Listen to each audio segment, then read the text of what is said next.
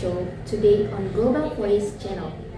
I'm Gaby, and today we're going to discuss a topic that's quite hot but super important to understand, especially if you're interested in global issues, economics, and the future of small countries like Indonesia. The topic is the trade war between the United States and China and its impact on small countries.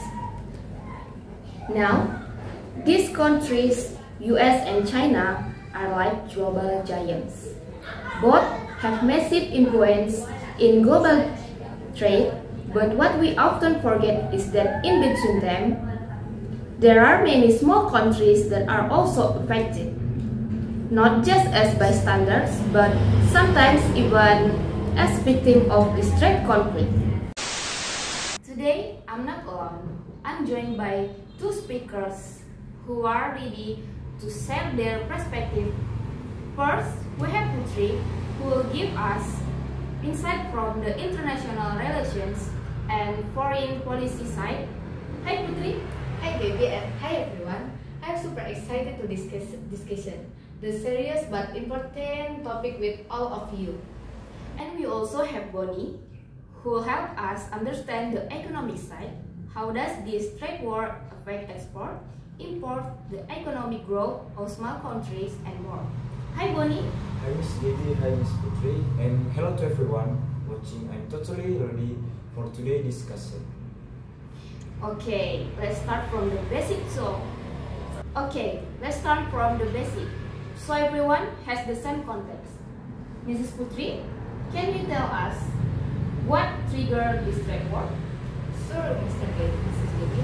So here's the thing, the US-China trade started heating up around 28 during President Donald Trump administration. Trump imposed additional tariffs on China's import worth hundreds of billions of dollars. Why? To protect American industries that, according to him, were being hurt by China's unfair trade practices. What does unfair trade practice mean exactly?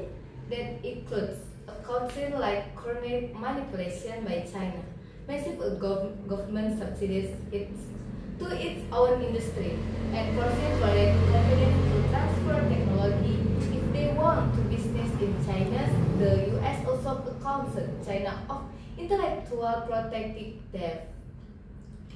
Let me add a bit to that, Putri.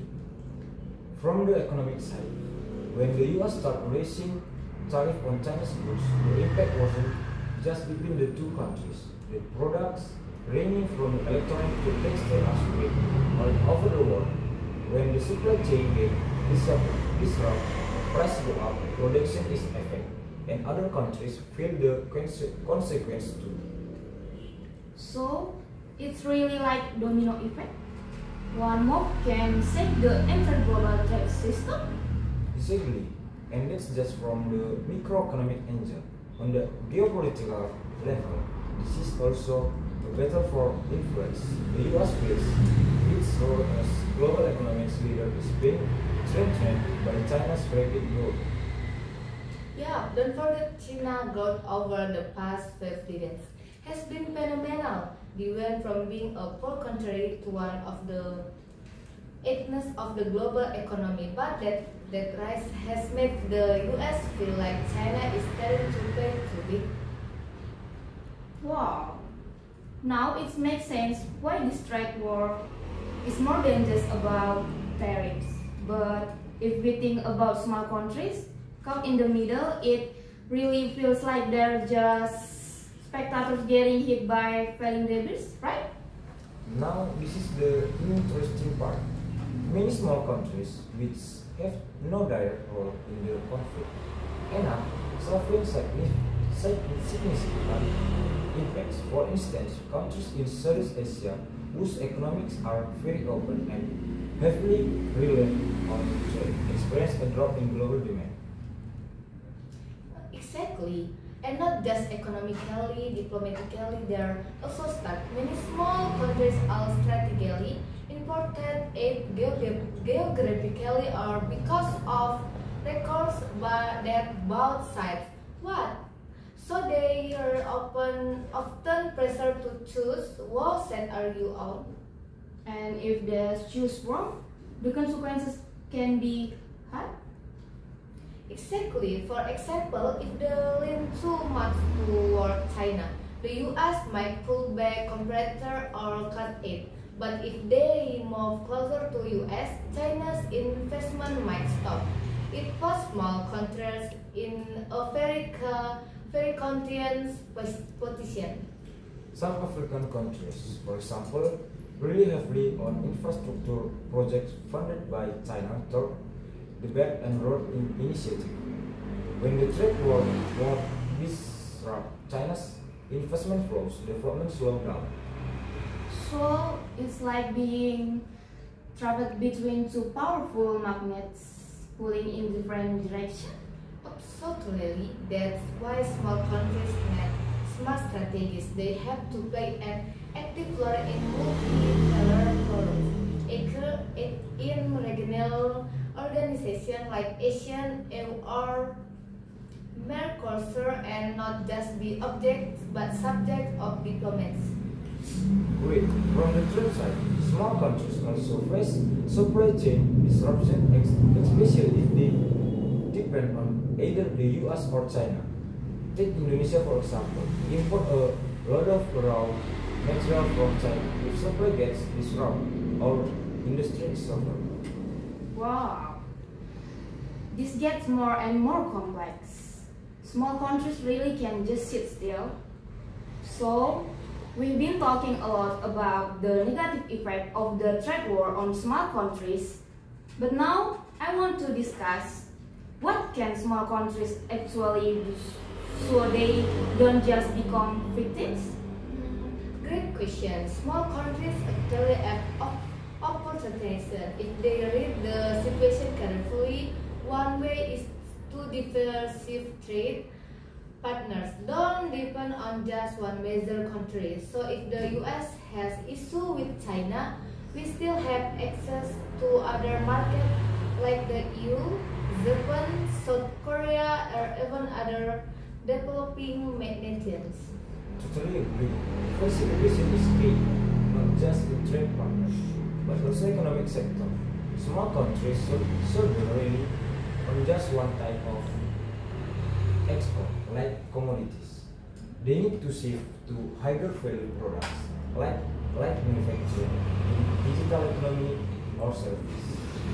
So basically, don't put all your eggs in one basket. Exactly, and small countries should also be more active on the international stage. From a macroeconomic standpoint, government in small countries need to strengthen the domestic resilience, both local industries, accelerate digital transformation, and create investor-friendly yet nationally beneficial regulation. But is that hard for small countries to pull off? Of course, there are challenges. First, limited human resources and technology. Second, low bargaining power in international forums, but it's not impossible. Take Singapore, for example, is small, but has a big voice due to smart and active diplomacy. And they have an open but well-controlled economic policy that builds investor trust. We can also learn from Vietnam, which attract lots of global investors due to the US-China conflict. Vietnam as interesting example. They actually gain hiding blessing from the trade war as many companies move their production there from China. Yep, it's called supply chain regulation. So the trade war can also be an opportunity for countries that are prepared, but of course that needs groundwork in infrastructure, licensing, political and legal stability. Another crucial aspect in building alliance, small countries must work together. For instance, African countries' collaboration toward the African Continental Free Trade Area and ASEAN creates common trade standard. This boasts bargaining power. Wow, so many insights. insight from today's discussion. I've come to realize that small countries aren't today powerful. In fact, they can take strategic steps if they know how to find their way. Exactly. We may not control the trade, but we can control how we respond. Don't just be passive observer. And we need to be smart in seeing opportunities. Behind every major conflict, there are always room to innovate, collaborate, and strengthen our national cohesion. Nice. Before we wrap up, I want one last reflection from both of you. If you had to give one piece of advice to small countries leader on how to deal with this trade war, what would it be? I'd say don't be afraid of big small as long as you're smart and organization small country and speak up and influence the global stage. For me, use this trade war as a moment to strengthen your local economy and treat diversification not as an option but as a strategy. Awesome! Thank you, Mr. Boni and Mrs. Putri, for the amazing discussion today. And to all of you watching, I hope this talk helped you understand global dynamics and the importance of having a strategic position even you are not a big country. Don't forget to like, comment, and share if you enjoy this topic. We'll discuss more global issues in the next video. See you next time! Bye bye.